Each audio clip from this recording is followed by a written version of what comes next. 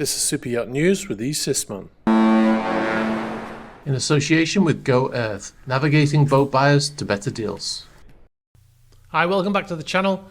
So we're a little bit late with this video. It was meant to go out yesterday. We had some technical issues, so anyway, better late than never, right? Anyway, we'll move on to our first story. Embattled Australian businessman Chris Ellison has put his super yacht up for sale as shares in the company he co-founded, Mineral Resources, plummet. Ellison is being investigated by the Australian Securities and Investments Commission for tax evasion, amongst other things.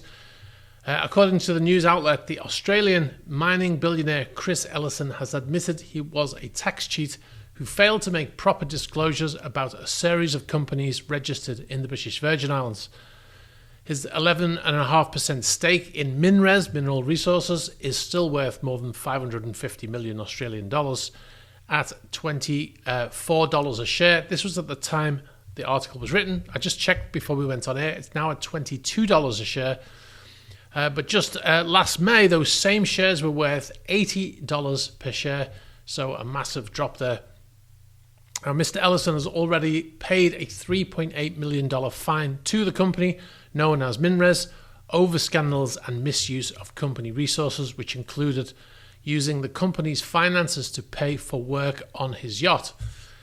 Some of the other scandals included the MinRes staff working on board his yacht, and MinRes is involved in mining, services, lithium and iron ore businesses, amongst other things as well, as you can see from their website. Actually, this story reminds me the bit about taking people from his company to work on the yacht.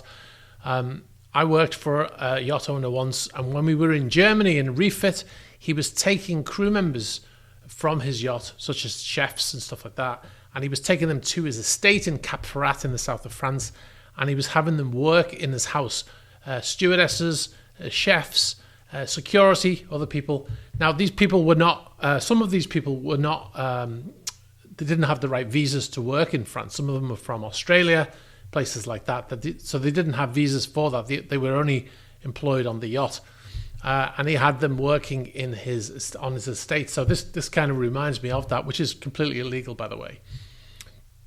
Now, the yacht was purchased from Tim Roberts, one of Ellison's friends and former MinRes director, who bought the yacht in 2009 from Evolution Yachts, which is based in Henderson in Australia. The former owner had sued that company that built the yacht, saying it did not live up to his expectations. I'm not quite sure what happened in that lawsuit. The vessel is currently moored in Rousehead Harbour in Fremantle in Australia. The yacht itself is a 2009 build, 35-metre yacht named Motor Yacht Anya. Amongst other things, it has a helipad on board as well. Anyway, we'll bring you more on the story if we have it. Now, in the last video, in a previous video, should I say, we talked about the Elysium yacht. I say that because I don't remember if it was the last one or not. But we talked about Motor Yacht Elysium and Ronald Gibbs, who's become a regular on the channel. He basically misappropriated, which is a fancy word for wealthy people to say stolen.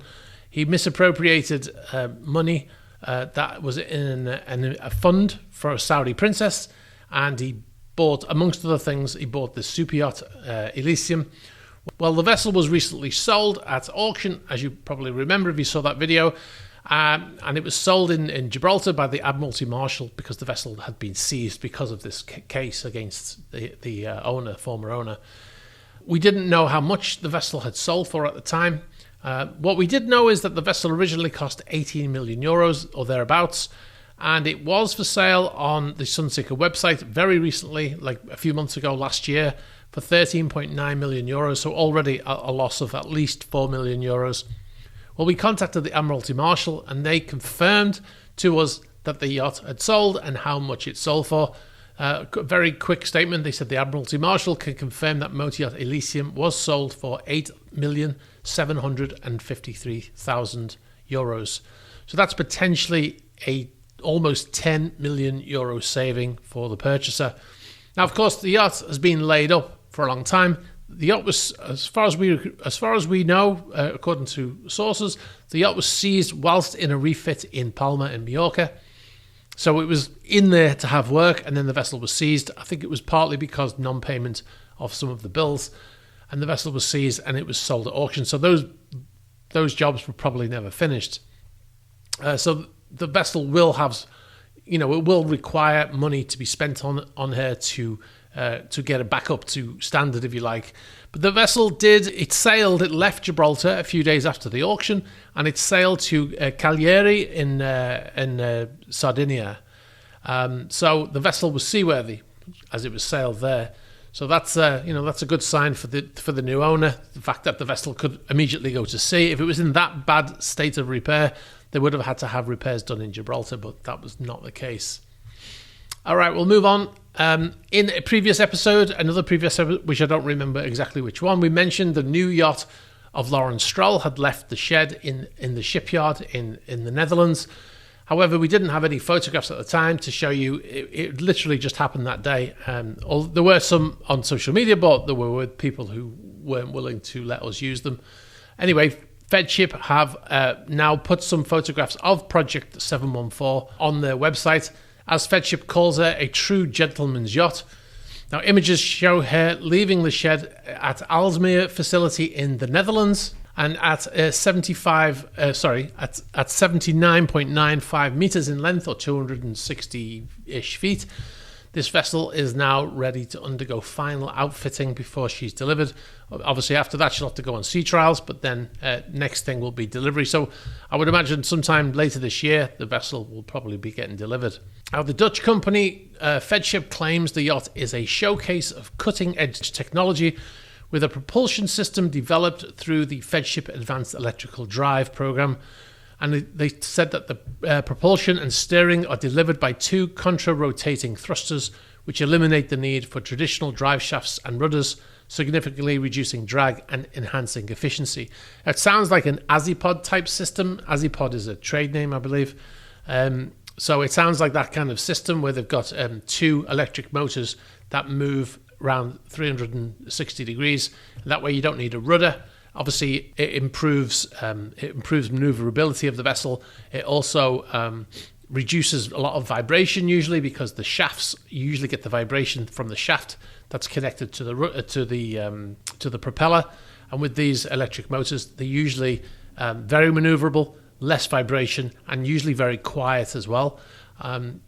This is a diesel electric system, which basically means that the diesel generator runs to create power, and then the electric motor drives the ship. So it's not like you start an engine and put it into gear and away you go. It's a diesel generator supplying power to an electric motor. So I've worked on these vessels, not with the same Fedship system, but I believe the Fedship system is a version of the Azipod systems, which I've worked on myself.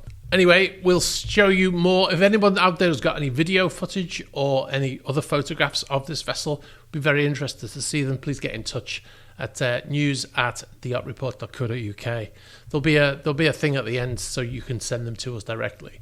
All right, we'll move on. The mega yacht motor yacht Nord arrived in the Seychelles last week, and for the first time in 3 years had the AIS functional. It's been switched off since, but they did arrive with the AIS in operation. The yacht has been avoiding sanctions since the invasion of Ukraine by Russia in 2022. Initially, the vessel fled to Vladivostok and then was moving around the Indian Ocean without an AIS system working, in contravention to International Maritime Organization laws. Now, the vessel there's a pattern there over the last 3 years. Travel east through the Straits of Malacca. Once on the other side of Singapore, they'd switch on the AIS and they would sail around that side where they were safe in the China Straits and up to Russia and stuff like that, and North Korea around there. And then as soon as they travelled west the following season, they would come through the Malacca Straits into the Indian Ocean and then switch off AIS, and then they wouldn't switch it back on again until they were back heading east in that direction, occasionally switching it on in Dubai. And now they've switched it on in the Seychelles, which is much further west for the first time in 3 years. I think it's pretty outrageous the way they switch these things off, for this purpose. It's just like imagine if aircraft were switching off their transponders like this. It would be a disaster. I know it's not exactly the same, but it's pretty bad anyway. A lot of these captains as well are British master mariners, which is also another thing which is kind of shameful, really. Well, this yacht is a 142 meter owned by Elysium, which is now registered in Russia, flies the Russian flag. Despite this, we understand the captain is British, and with most of the crew being British, even though the flag state rules for a Russian flagged vessel say that the captain and chief engineer must be of Russian nationality, so more laws there, broken, but only the Russians are the ones that would enforce those laws, so I don't suppose that makes any difference. Since arriving in the Seychelles, the AIS has been switched off yet again. It hasn't been switched on since I think the 22nd of February. All right, guys, as normal on a Friday, I know it's Saturday, but normally we do Friday Yacht Spot, so we're going to do it even though we've missed the deadline of Friday. First, we have Motor Yacht Genesis in Dubai. Absolutely cracking photo here. The person who sent it in wishes to remain anonymous, but it is a cracking photo. I'd be very proud if I'd taken that photograph. The yacht was ordered by Vajid Alekperov, who at the time owned controlling shares of Heason Yachts. He was forced to give up those shares, placing them into a trust when he was sanctioned in 2022 because of you-know-what. The yacht was originally called Galactica, and it was the follow-up to his previous vessel, which was called Galactica Supernova, and it was never delivered as he was sanctioned. The vessel was then allegedly sold under control of the Dutch government and soon left for Dubai. However, the circumstances of that sale are somewhat suspicious, as the vessel headed straight for Dubai after the sale and then was laid up for almost 2 years in the same location and in the same fashion as all of the other vessels that fled to Dubai to avoid sanctions, like Madame Goo, and there's a number of other vessels that are down there laid up for the same reasons. All right, we'll move on to the next yacht. This is Launchpad and Motor Yacht Wingman, which is the support vessel, spotted in Exuma Cays just north of Staniel Cay on the 23rd of February this year. Now, we've covered Launchpad and Wingman at length in previous videos. However, if you don't know, they're owned by Mark Zuckerberg. He purchased them almost at the same time. As a first-time yacht owner, I find this curious. As a first-time yacht owner, despite many videos claiming he owns other vessels, he's never owned a yacht until now. These are the first 2 yachts he's ever purchased. My question would be, why did he feel he needed a support vessel when he bought a almost 120 meter yacht? And he's never owned a yacht before, so unless he had some very specific equipment on that support vessel, such as a hospital, which I've heard some of these being converted into hospitals, or a submarine, or some specialized diving equipment or something, I don't really see any need for it. I know need is a strong word when it comes to super yachts. Nobody needs a super yacht, but usually yacht owners with experience of owning yachts, they purchase, like, say, a 70 meter yacht, and then as their time on that yacht grows and they become more and more accustomed to it, they end up purchasing, this is the traditional way of it happening, they end up purchasing a support vessel because they can't fit everything into that yacht that they need, right? And so they buy a support vessel to carry all those extra things. But here, Zuckerberg bought a massive 120 meter yacht, and I just don't really understand it. It's almost as if his friend Yuri Milner advised him that he needs to have a support vessel or something. I don't really understand why he felt he needed it, but I'm sure there is a reason. Like I said, there's probably something, like maybe he's paranoid about getting COVID and he's got a hospital thing on there. That's a lot of the vessels were converted. We heard about Roman Abramovich having one of his yachts converted around that time, around the COVID time. So yeah, it might be because of that, but yeah, it's a bit strange, that one. All right, we'll move on. Arthur Blank's yacht here, Dreamboat. We mentioned this in episode 438. Dreamboat is up for sale for the incredibly high price of 200 million euros. But more details, if you want to know more about that sale, in episode 438. These photographs were taken in Vista Marina in Panama. That's where the vessel currently is. All right, guys, I'm going to leave it there. Be sure to check us out on patreon.com/eSysman. We post 2 to 3 videos there a week, talking about some of these subjects and other things, road trips and Atlantic vlogs, all kinds of stuff like that. So be sure to check it out. Also get early release to any features, and a lot of it's behind the scenes as well, which never comes to YouTube. Check it out, patreon.com/eSysman. If you've got any information for us, you can get us in the email address in the ticker.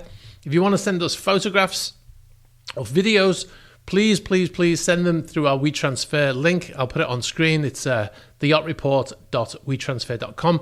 If you send them to us through emails, especially videos, they're just too small. We can't use them. So please send them through WeTransfer. That's why we have that account. So you don't need to have one. You can just go to that link, and then you can just send them. You don't need to have your own account. And we'll get full resolution versions of what you're sending. All right, guys, thanks very much. Have a great weekend, regardless of whether you're working or not. I hope you have a good one, and I'll catch up with you soon. Bye-bye.